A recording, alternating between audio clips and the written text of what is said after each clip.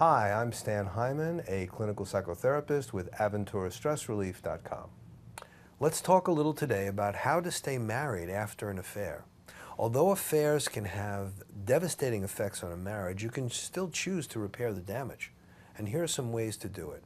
Number one, break off all ties with the third party. Clear? Number two, get professional help.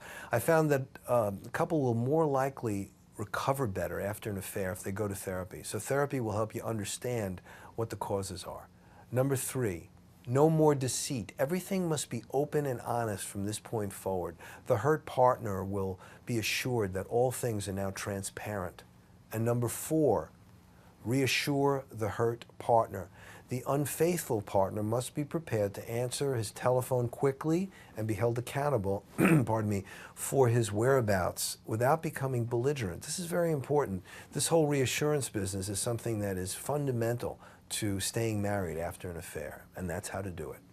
This has been Stan Hyman with AventuraStressRelief.com. Thanks for watching.